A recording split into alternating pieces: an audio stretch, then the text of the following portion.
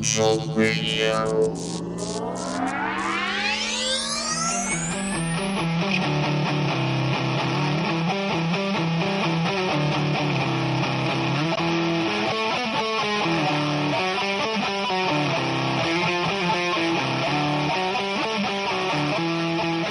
Ladies, gentlemen, non-binary, this is Fade In with Michael Keneal. I am your host, Michael Keneal. We welcome you on this special day in the future, because we're recording on a Friday. I cannot report the news. That's not why I'm here. I'm here to talk about more important things, all right? But first, so we don't have any audible jump scares, my co-producer and good friend, Christian Canete, say hi. Hello, everybody. And of course, our special guest, the one and only, from Zeta himself, Antonio. Hello. Was that Cliff Burton?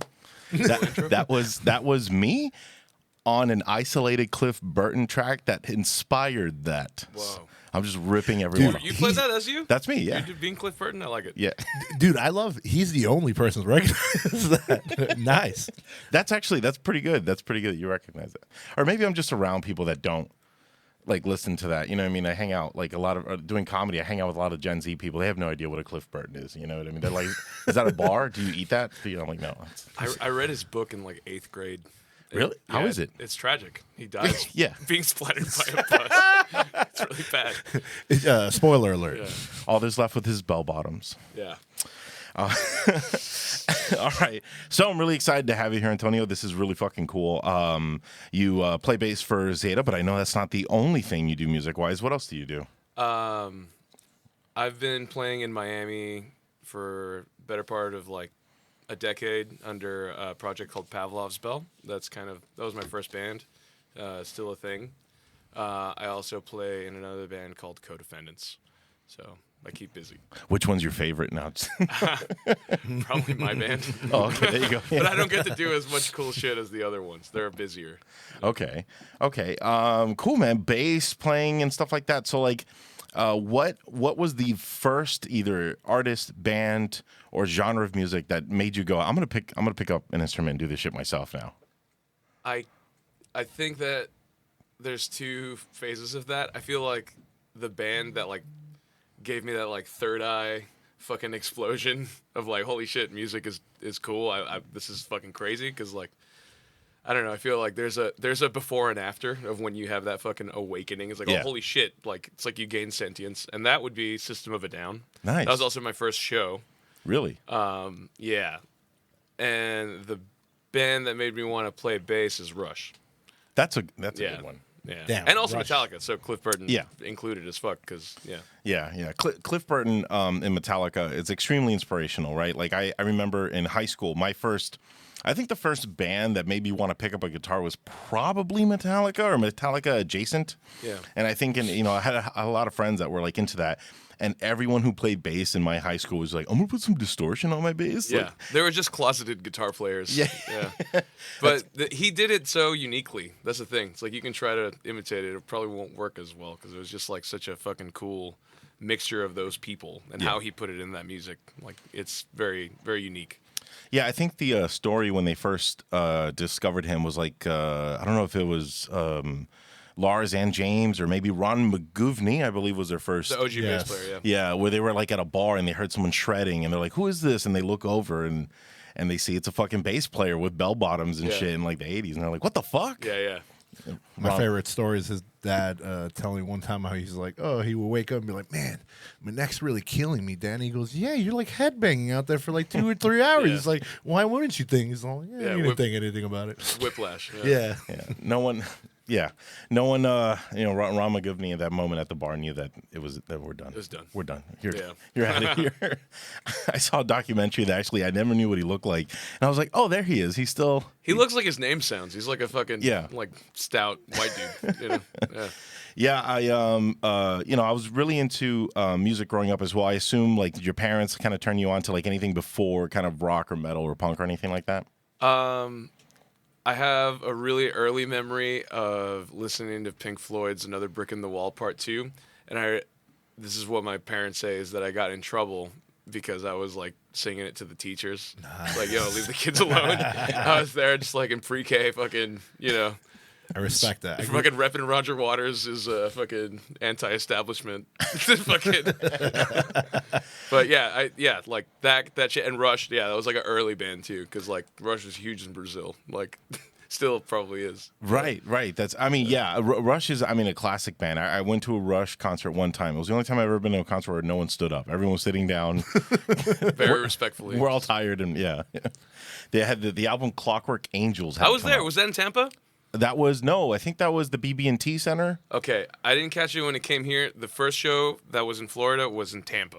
Oh, okay. I went to that shit. That was fucking dope. They had the orchestra and stuff. Yeah, That was yeah. cool. That was a dope. They really do perform very well. They're all like excellent musicians. Oh, it's incredible. Yeah. It's the thing R.I.P., people are like, dude. oh, they're just like, Yeah. they're like, oh, it's like Ray. It's like not that just are popular. They're each like individually incredible musicians, and they made a band. I would always be I forget his name, Alex, the guitarist. Lifeson, yeah. Alex Lifeson. He would have these fills that would just last like 20 seconds long. I'm like, when is it gonna end? Yeah. Is this a new riff? He's very underrated as a guitar player. Like everyone talks about, obviously Neil Peart, Yeah. you know, like and Geddy Lee. It's like fucking incredible, like multi instrumentalist, fucking Giga Chad.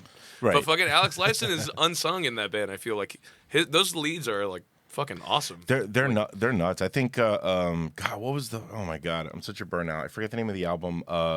Something to the Kings or what? Farewell to Kings. Farewell to Kings. Was that that was the name of the album, right? Yeah, with YYZ and all that stuff. That album That's is so fucking good. Moving Pictures is with YYZ and Oh. Limelight and all that shit.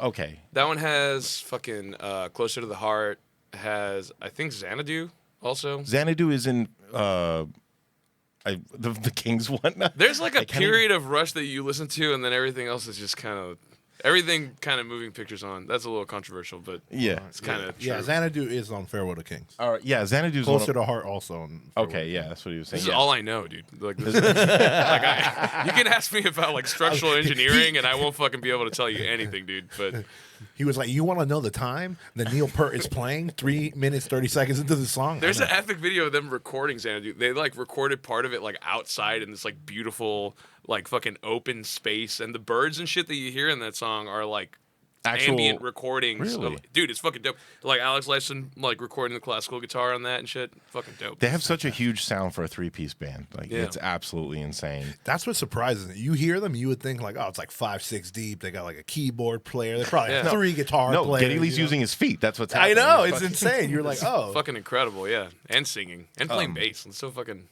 That's your parents definitely had interesting taste in music. If it was like Pink Floyd and Rush. Yeah, my dad put me on for Okay. sure. Yeah. Okay. And like I feel like the heavier shit I kind of stumbled into on my own, like MTV and shit. And like I distinctly remember hearing System of a Down on MTV in Brazil, and that was like, holy fucking shit, what is this? And that I feel like I liked music fine, and I would listen, maybe not actively seek it out, but that was like the fucking moment where it was like, holy shit.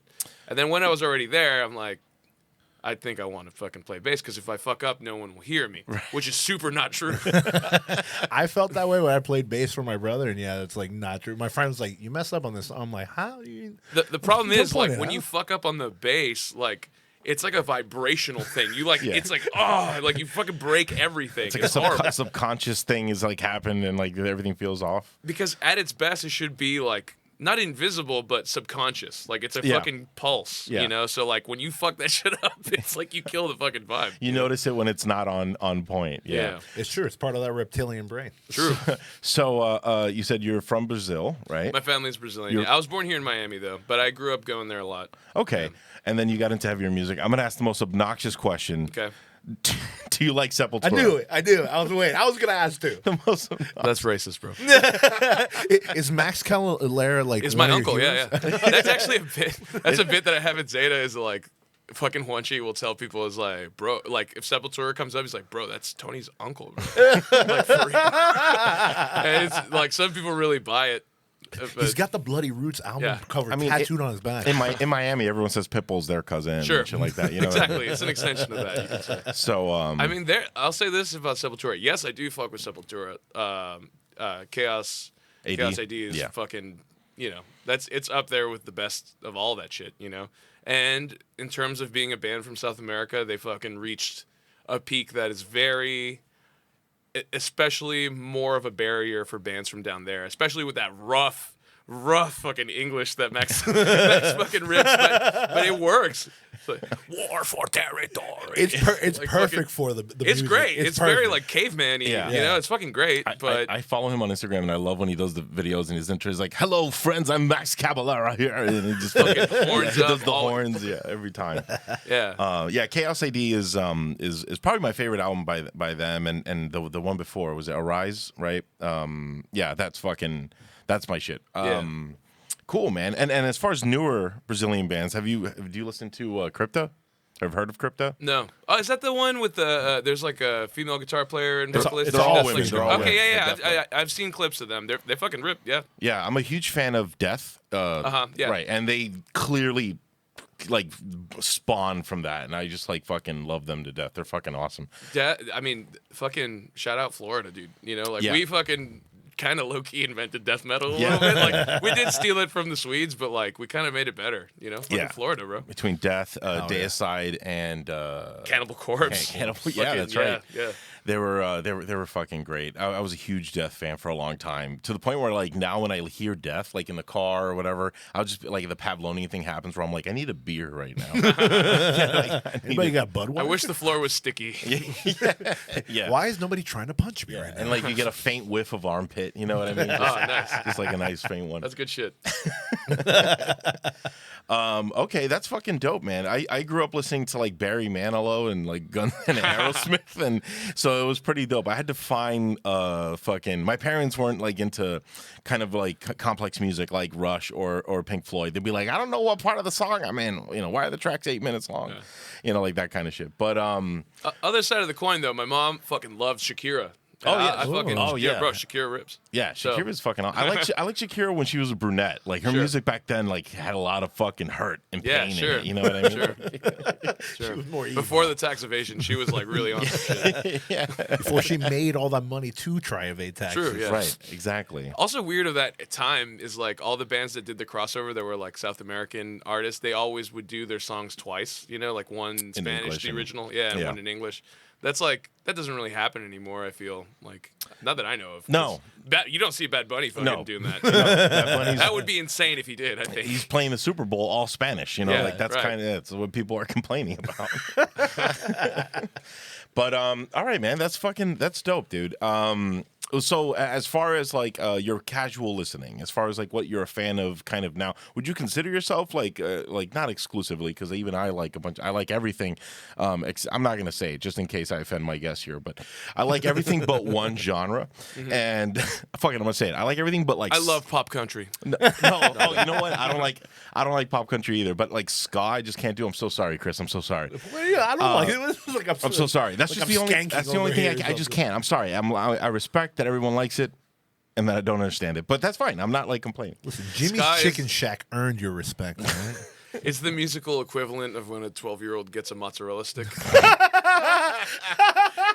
That's what it feels like. Fuck Damn, yeah. that's the best.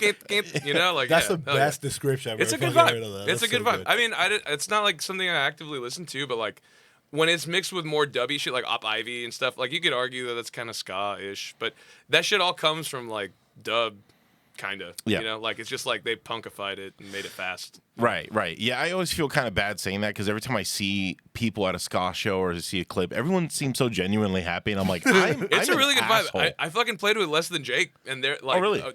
In Vegas, and like they had like inflatables and like confetti, and I like, Yeah. it's like all these people are having like a really good time. Like maybe it's not some shit that I'm gonna be like actively listening to, but it's a good vibe. I could see that. Yeah, I don't want to piss on anyone's party. You know, No, you're ruining yeah. everything. Yeah, that's All the ska fans are gonna be livid. I can respect that because I remember my brother and me growing up, like we weren't like Creed fans or anything, right? Yeah. And he ended up going to some show, some Zeta, you remember Zeta 94.9?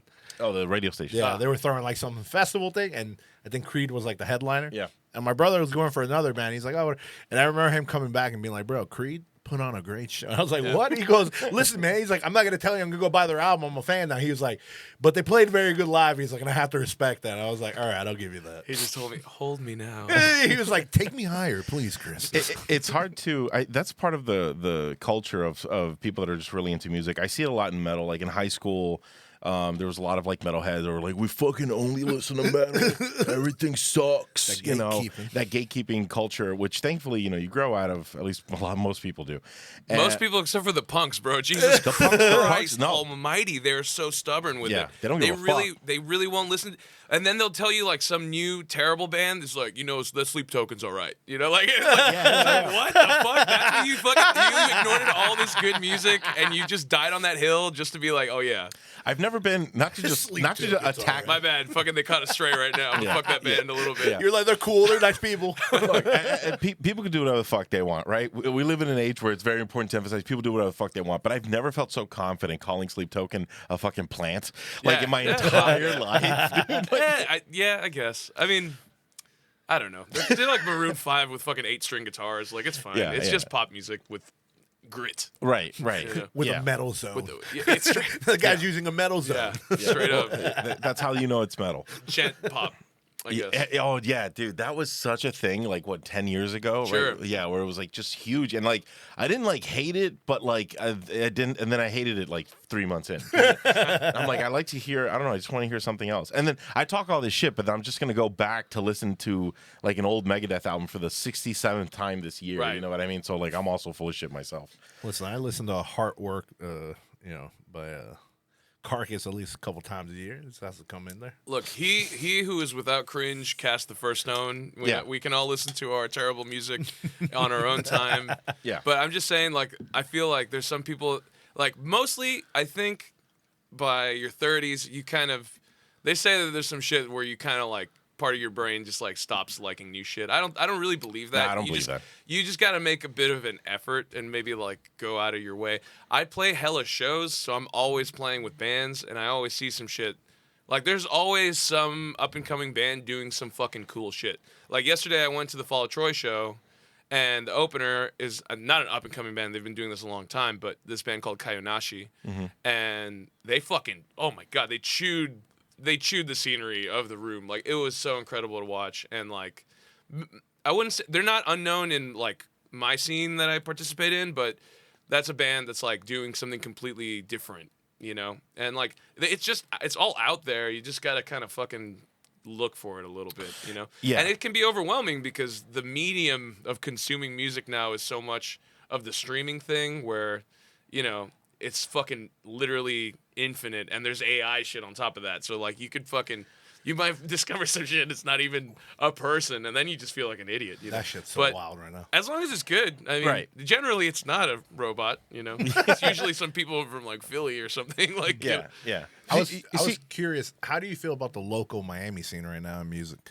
I fucking couldn't comment on that with any sort of authority because it's been a long time since I've actually played in Miami. I feel not super long, but when I started playing here, there was like a weird like vacuum in the scene. I feel like a lot of the bands had moved away and there wasn't a lot of bands actively playing. There was cool DIY spaces like I mentioned to you earlier, like I played the old space for Jolt Radio, which was right next door to where this is. There was a record store there, and they would put on shows, and it was just in the fucking room. Right. You know, like it wasn't like a venue by any means. They would just bring a PA. It's like, all right, have fun, kids. Hell you know? yeah. But it would be like it was a DIY thing, and people would come out, and it was fucking, you know.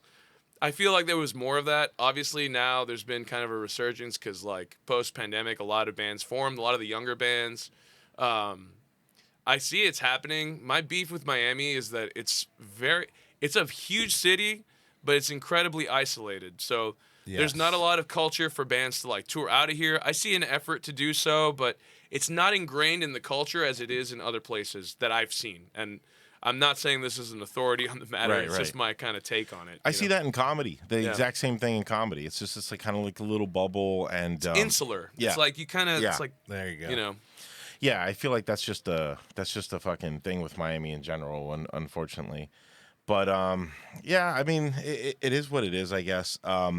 As far as newer music, and to your point before about like looking for new music, I kind of in my group, like when I kind of first discovered, and for me it's heavy metal. For me, heavy metal was the key to the rest of music itself because I was just listening to what was like kind of whatever you didn't really have I didn't have the imagination to go look for music. Once I discovered heavy metal, and there was a lot of music from like the 80s and even like in the 90s, because at that time we're talking like this is in high school. I'm like 2004, right?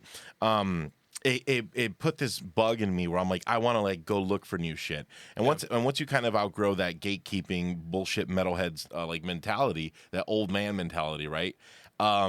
I love finding new music. And I have a personal policy with anyone I ever meet that if someone wants to recommend me an album, and that's how I am. I'm an album man, right? Yeah, I'm sure. like, give me an album, The lost art. Yeah. And I will literally go look. I was talking to a comedian it was like yesterday, right?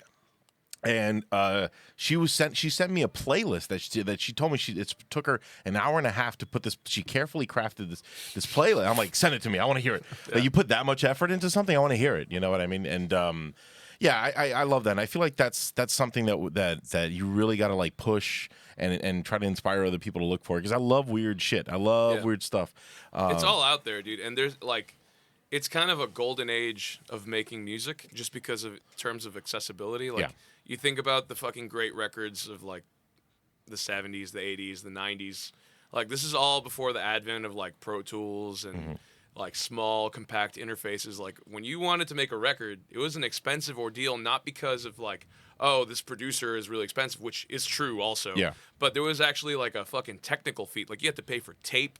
Yeah. You had to pay for the space, which were often like pretty like reserved places that were expensive to rent out, because you needed to have experienced people to operate all this fucking gear, so like there's that fucking curve that we crossed over, and like there's literally more music than anyone could ever possibly hope to consume. So I feel like, in a way, like, and it's also how music is being presented to the masses is also different, because it's hyper individualized. Like, you're out there like listening to exactly what you curate, as opposed to it being necessarily like fed to you over the radio or MTV or any of this shit. So like, there was a huge hump, but it's kind of I think it's like a double-edged sword, because there's more of it than ever, which means there's more amazing music than ever. Right. But it's also, how do you find it? And also, how do those artists break through that fucking bubble of noise? Because it's just noise. Like, fucking your favorite band can put out a record, and if you're not paying attention, like, you're not gonna fucking know about it.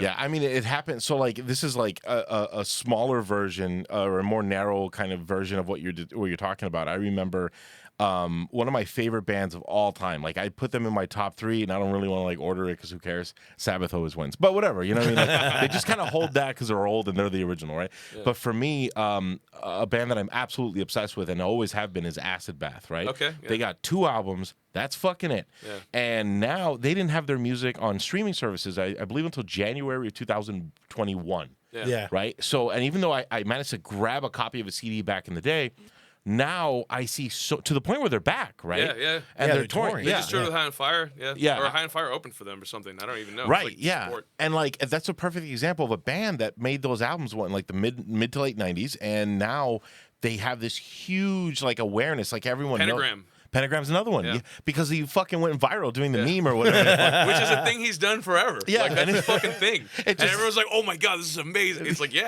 fucking He's been Pentagram. doing it forever. They fucking, like, that's a fucking band from the 70s, like, tuning down at, like, double drop E or whatever. Like, fucking evil. Like, fucking, like, criminally evil. Like, yeah, they're so old. Their name is Pentagram. No one had that name before them. You know what I mean? Like, they're not Pentagram Rising or some shit like that. Like, it's no. Like, you know how hard it'd be to copyright that now? Right, sure. Yeah. They didn't have to add the like numbers. 6 jewelry brands that are fucking cool. But all right, let's get into as much as I can fucking talk about this shit all day. Let's get into God bless. Let's you. get We into were very much looking forward to like being Fucking able to shoot pivot. music. Wait. I thought this shit was about music. I'm gonna try to do the worst segue ever. We were talking about Sepultura and the band, or the album Arise, and in the cover of that album, there's an image that kind of looks like our first movie choice. Where the fuck is it? John Carpenter's The Thing. Sure. And Tony, you picked John Carpenter's The Thing. Also very, very metal choices, number one. Like, just straight off the bat. I wanted to just ask, as I bring Miami artists on here and I ask them, like, pick out movies, pick out things that have inspired you so we can kind of talk about it. Even especially when you're not a filmmaker and you're a musician or a comedian or whatever, talk about another medium that has inspired you. Why The Thing? Why do you choose The Thing? The Thing, first off, has a function for me. I love that movie. It's a comfort movie. So I'll put that. I know, that's fucked up. But I'll put that shit on without audio while I'm recording. So I just have some shit to glance up to when I'm like, I'll put it on a different screen Dude, that than the sounds computer. sick though. I love It's it. kind of cool. Like, I love it. It's just a beautiful movie to look at. I mean, it's fucking violent as hell, Yeah. No, but like visually, the fucking deep like blues The and colors the are snow, beautiful, yeah. like it's such a like. I like to do that sometimes. I'll put on something else because just ADHD as fuck, you know. And maybe sometimes you take a glance over and it kind of like subconsciously affects you or something. And that's for me is one of those things. That's not to say, like, I feel like I chose that a lot because of the music of the thing. And I just rewatched it a couple days ago, and I kind of like pretty much focused on the music, which is something I hadn't done watching it before. And famously, you know, John Carpenter makes. all his music. Yeah, well, that one in particular has this one- Ennio Morricone as well, Right. which is fucking epic. But you can definitely tell who did what, because, like, if you've seen other John Carpenter movies, you know that motherfucker loves the synthesizer. That motherfucker loves the synthesizer. So, The He loves Thing that, dude. has, like, 3 songs in it. If you listen to the whole movie, there's not a lot of different music. Like, he's like, and right after that, we watched They Live. And it's the same thing in They Live, Nice. where there's really just like a central motif that's Yeah. like the heartbeat of the fucking movie. Yeah. And how he rearranges that and how he uses it contextually, it's so fucking brilliant. Like, and it never gets old. You're never like, oh, I'm fucking like, really? They're gonna use this song again? Like, it's not. It's like it's something that's alive with the movie and morphs with it, kind of like the fucking Thing. Yeah. You know, which is cool. Like, Yeah.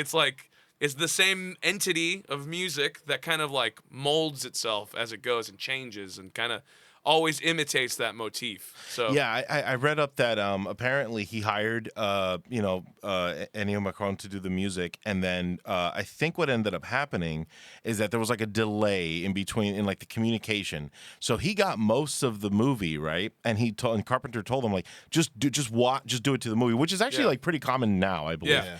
And but Carpenter, of course, like I'm gonna do the main thing. I got my little fucking synth and my piano, and his 800 cigarettes, right? And I think it's fucking wild because that's a movie that I grew up watching, and I never really thought about the music until I don't know if like in the Blu-ray or whatever they like fixed the fucking sound mix or whatever. But like I feel like I notice it a lot more now in the Blu-ray versus like They before. definitely remastered it, yeah. for sure. To be more clear. Yeah, for sure.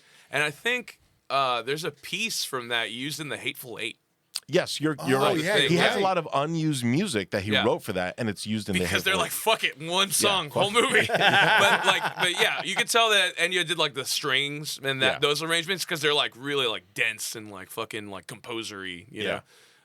That's like the most film score part of it. But also in They Live, which is definitely just John Carpenter. I'm pretty sure. I didn't read the credits, but Yeah. it just kind of sounds like it because it's just like the same shitty blues guitar. Yeah. Also works really well, you know. And that movie's just it's more silly, but yeah, I guess that's my kind of relationship to the Thing. I saw it like a little bit later in life. I saw it probably when I was like fucking 17 or something.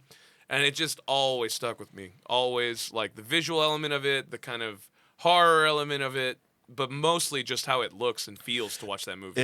You talked about the colors earlier, and it's like, yeah, I forget the fucking aspect ratio that Carpenter is famous for using, but he uses one that all of his movies, that's why they kind of look like that. And in that one, there's like scenes where Kurt Russell's outside, and he like pops open a flare, and he's in the snow, so you think just white, and then maybe like yellow or orange from the flare. It's purple, but it's like, purple, yeah. and it's just like this beautiful fucking look. I love the way It's incredible. It's a very simple, like visual movie as far as like they're in a base and there's snow, right? Yeah. It's just like a couple rooms and snow, but it looks great because of the color. You're gonna say something? Yeah, the aspect ratio for the Thing was 2.35 to 1, Yeah, as that opposed to the regular 4.3. right. Yeah, Carpenter had a whole thing about that, and that's why like a lot of his movies. That's why like They Live looks like that.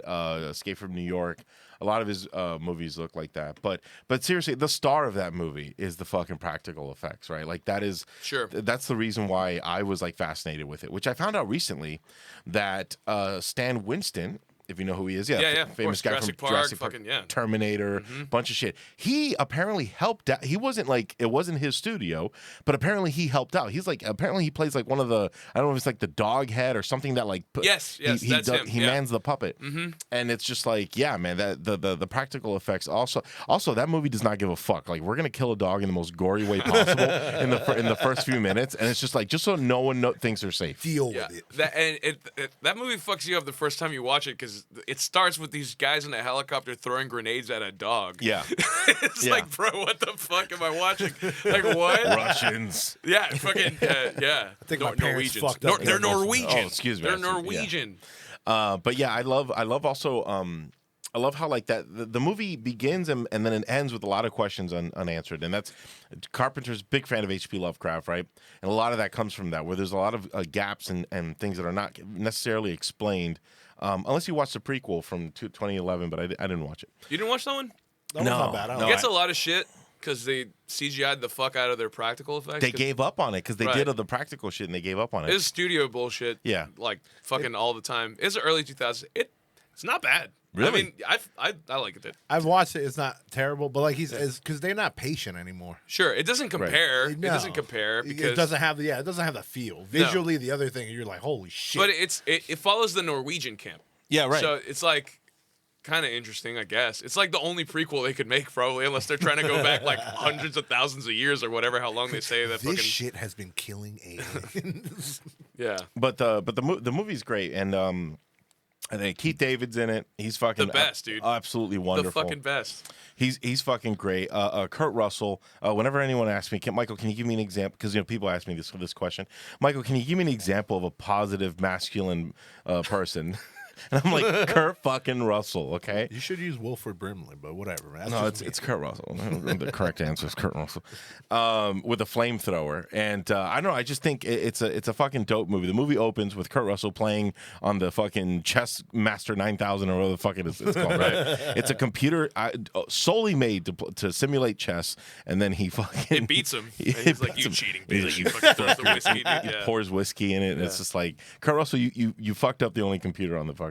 No, there's two computers. There's the other computer Sure. that explains everything for you. Yeah, it's just like virus detected will take over the Earth in 20 hours or whatever. Yeah, it's like, Yeah. oh, cool. Thank you, Exposition Tron.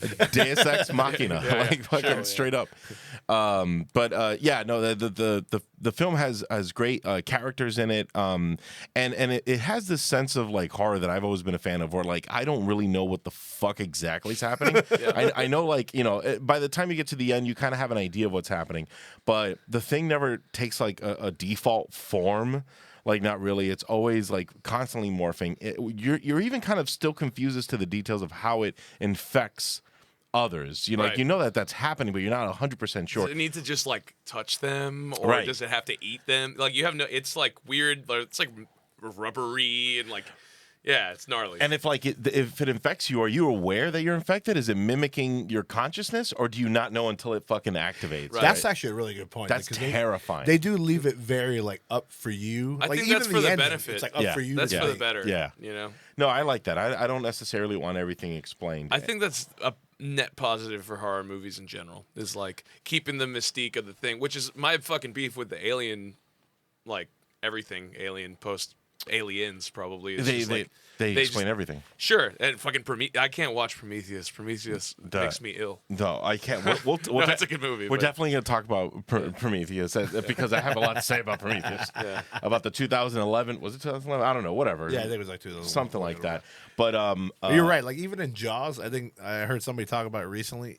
The shark was in the movie for 4 minutes. Yeah, Yeah. because it infamously was always fucking up on them. Exactly. Yeah. And so it didn't show up till an hour and 23 minutes into the movie. Then you saw the shark. But it was effective because Spielberg used the POV of the shark. And the music. Like, it was the music. it- Like you the were saying the music, thing too. yeah. Is the music like kind of like It was kind of like Made you paranoid too. Like, Yeah. what? back in the day, you would watch like Jaws and like Friday the 13th did this, where if a particular Halloween, where if a particular Yes. part of the score was on, you'd be like, oh, it's nearby. It's like conditioning. Yeah, it's like, oh, it's Like a video game or something. Yeah, Yeah, exactly. And Like Halloween, as soon as you hear that, you're like, oh, Michael Myers is It- at least gonna peek out. And you're gonna see him standing there. You're it's like Yeah. a pro wrestler with his theme song, you know.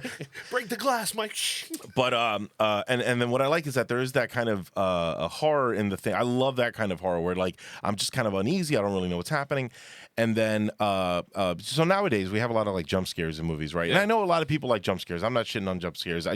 They kind of annoy me because they'll give me anxiety, but I'm not actually scared. It's just, Sure. of course, when you blast the volume like that, it'll. And that's fucking- really all it is. It's Yeah. like a startle. It's Yeah. not necessarily. I think probably the last movie I saw with a like decent jump scare that actually kind of fucked with me was Weapons. Did you see Weapons? No, I haven't. I was fucking gonna seen say it. that. That God one is damn it. pretty. I think I pretty know good. what scene you're talking Yeah. about too, because it got me and my girl. And we're It's like, pretty oh, good. nice. I was like, that was actually creepy. Like that was not just loud noise. I think like 8 people have told me to watch that movie in this last week alone, and I need to just fucking watch it. We'll watch it together. Don't worry. But the jump scare that I absolutely love in the thing is the crew, right, or the team, the fellas are we don't know who's like the infected.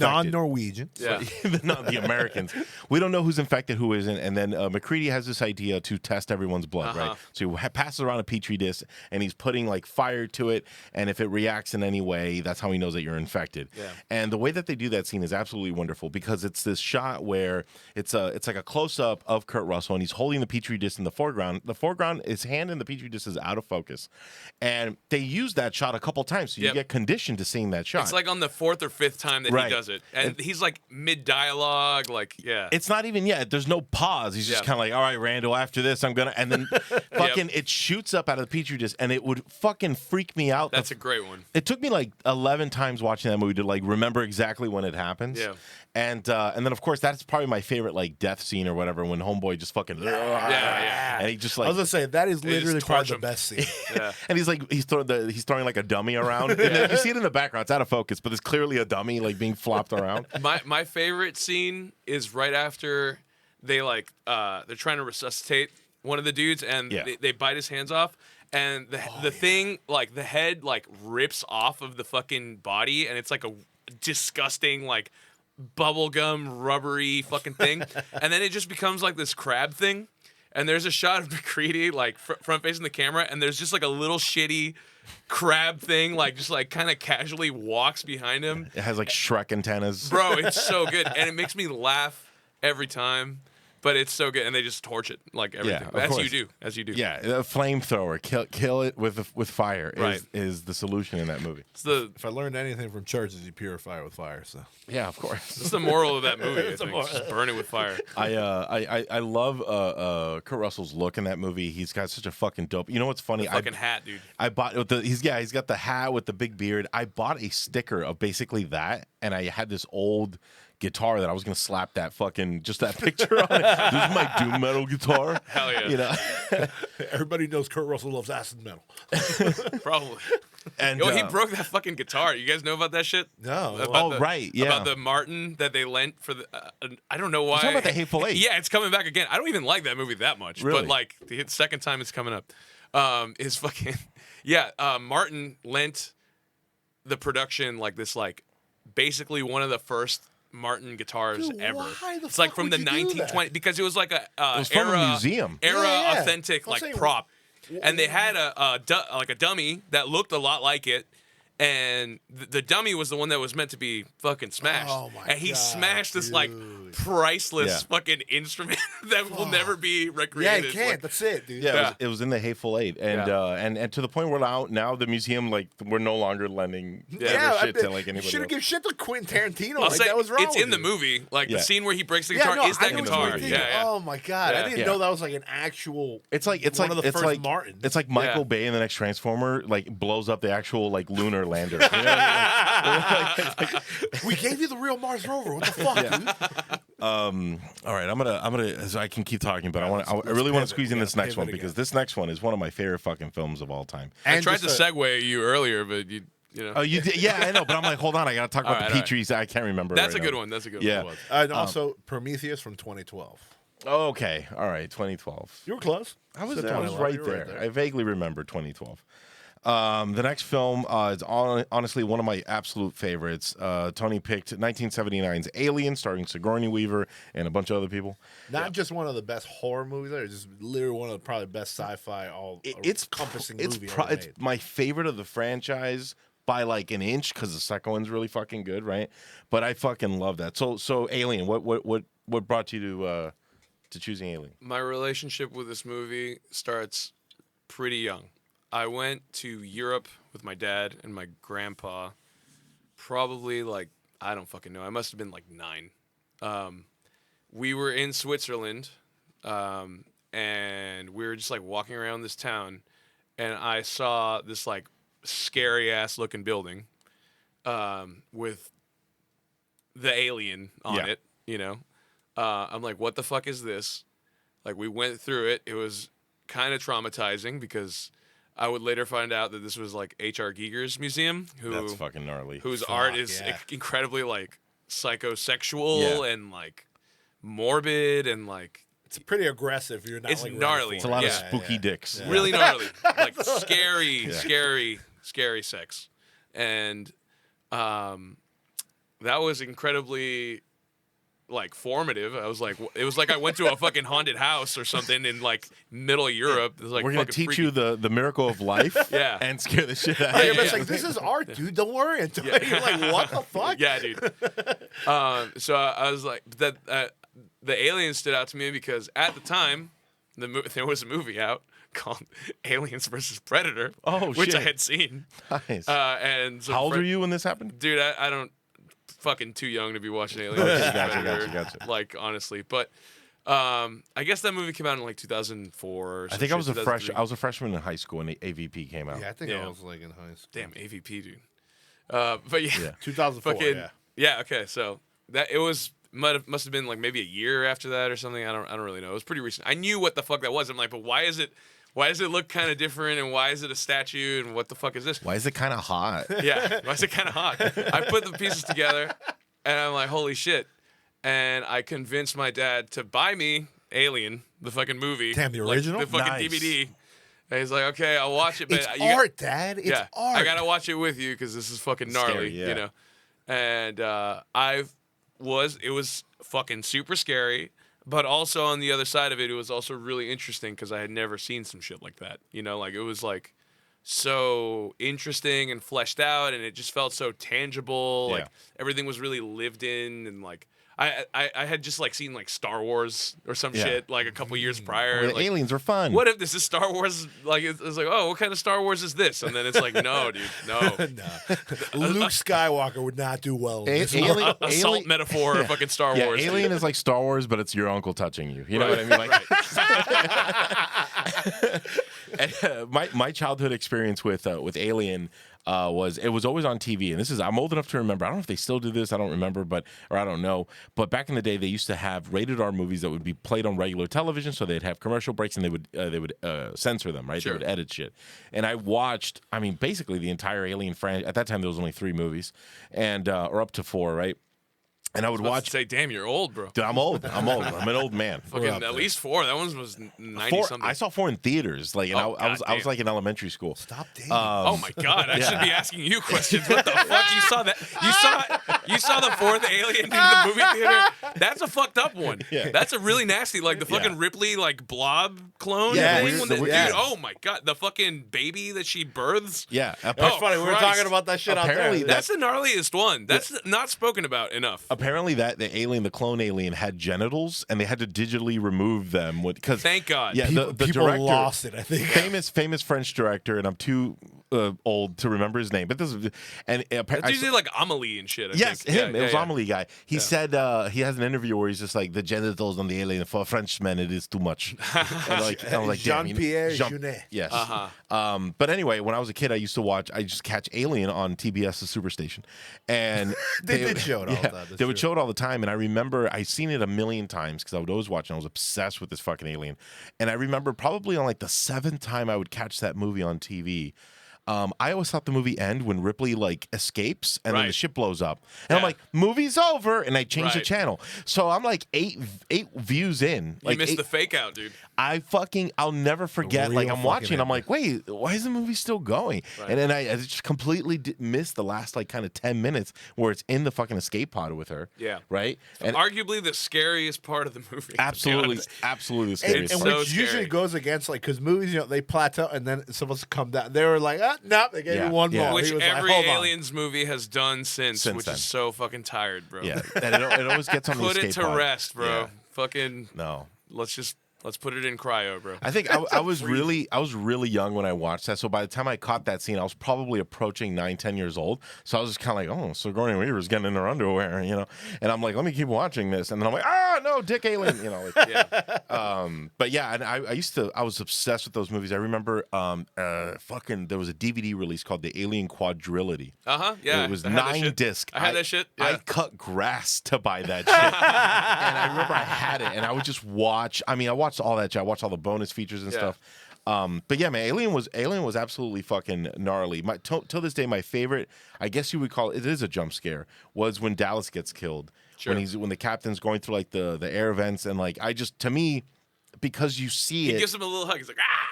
Yeah, he's like huggy. Yeah, because you see it for a split second before it like reaches out to him, and like Yeah. that to me has always kind of freaked me out. Or I love about the Alien that it's in some shot you'll see it before it kind of makes its presence known. Right, yeah. And yeah, that's fucking dope. Also, there's a cat in that movie, so it automatically gives it like an And he's extra the best cat. Yeah. Like, fucking Jonesy. Jonesy. Jonesy, what a great cat. Oh, A great yeah. name for the cat, too. Fucking when Homeboy's getting eaten, the first guy that get killed by the adult alien, Jones is just like watching, like that sucks for you. Kind bro. of hisses at it. He's like, Yeah. Don't eat me. It's like fuck you. You're the gonna cat die. will probably swat at that shit like, Yeah, it's like you're gonna die and respawn in like Twin Peaks, so, like, David Lynch movies and shit. But yeah, no, Alien is. I love the design of the ship interior, Yep. the Nostromo.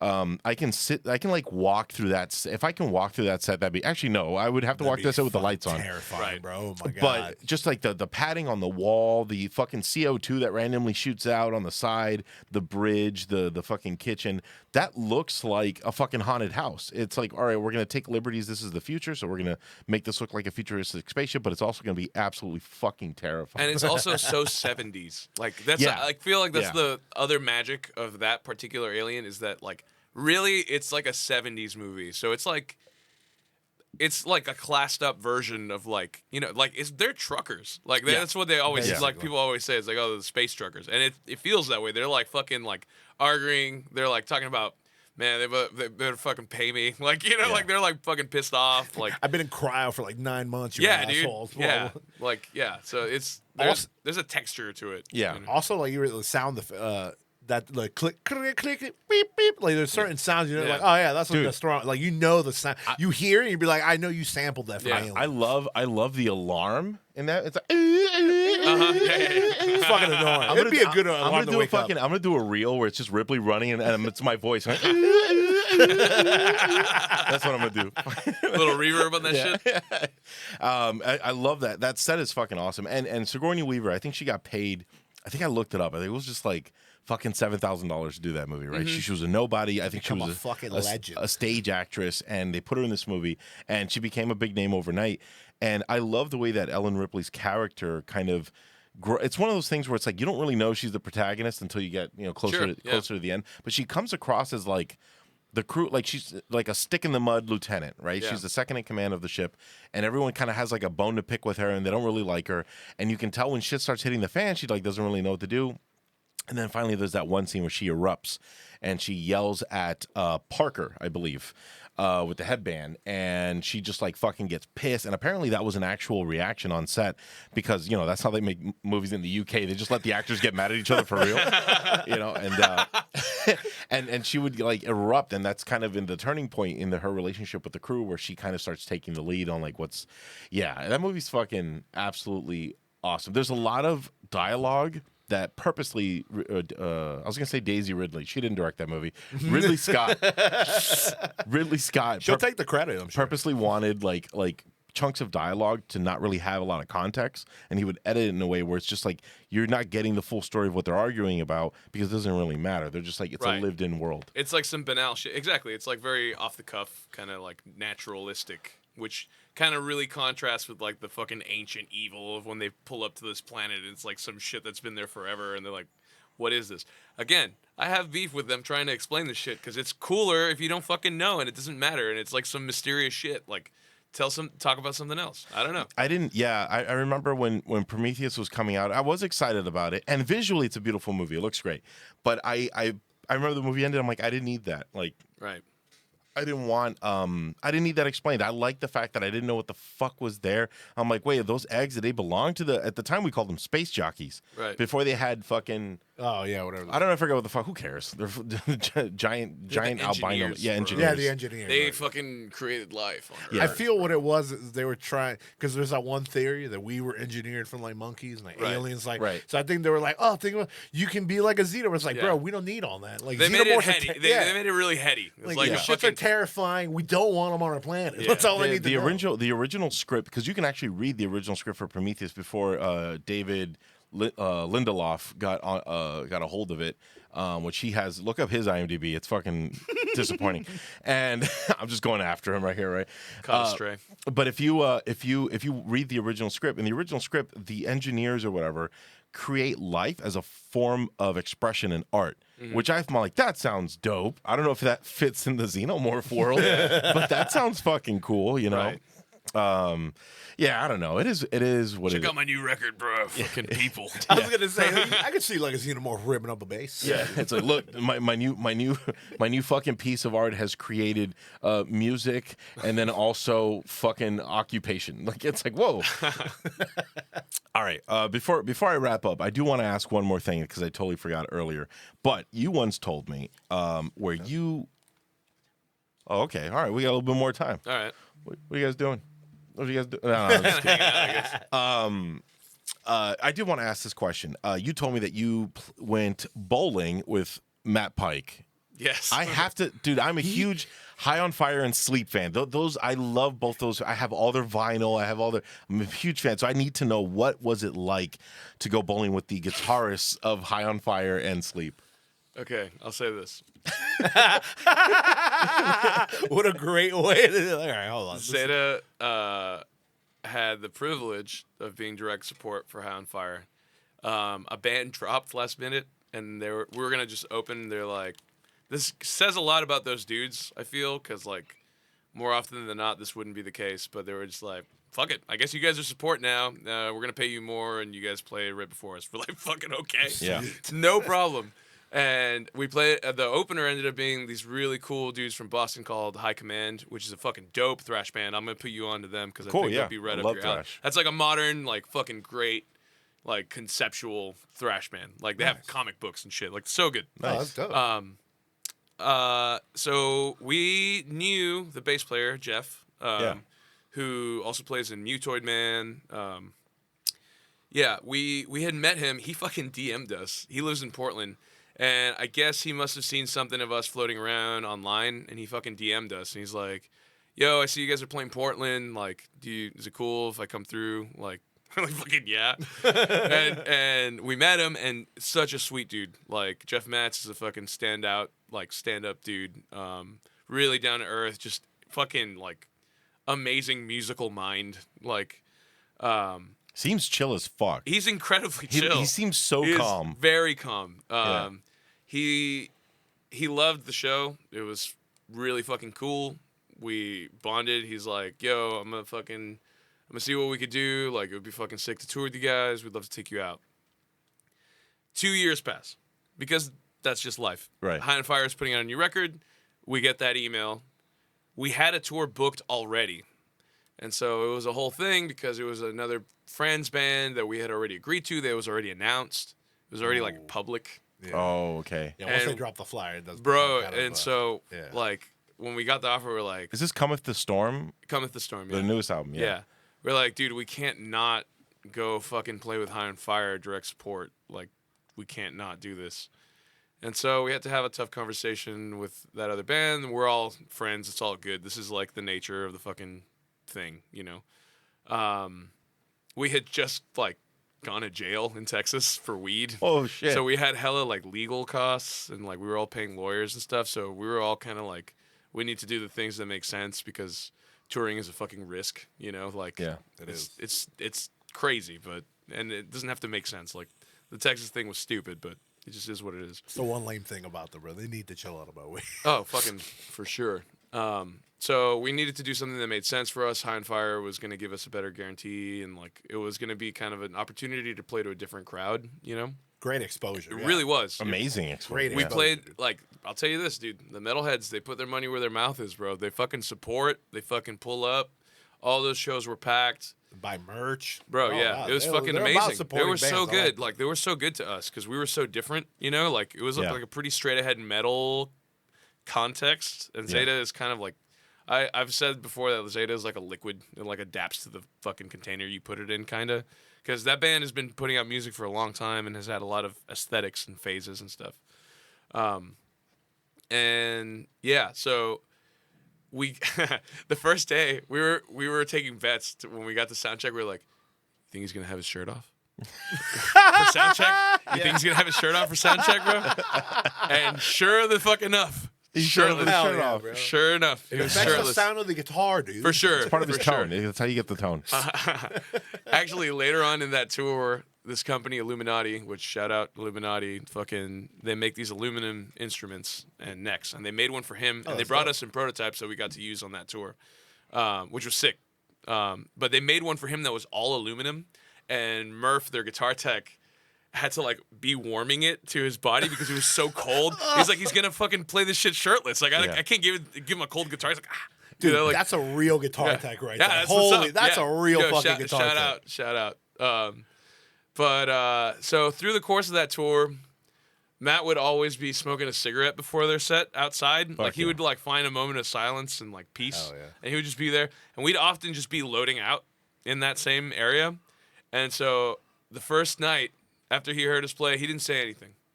And we're like, shit, does Matt Pike not like us, dude? Yeah. The second night, he comes up to us, he's like, you guys kind of sound like Mahavishnu Orchestra. And we're like, yo, Oh, shit, fucking, yo, nice. all right, hell yeah. Like, hell yeah, dude. And like, we started talking to him more. We kind of broke the ice a bit. Because we knew Jeff. We didn't know Cody, the drummer, either. Right. Cody fucking plays in Melvin's. Yeah, he no, does. He plays Big Business as his band, which is like one of the most epic two-piece bands.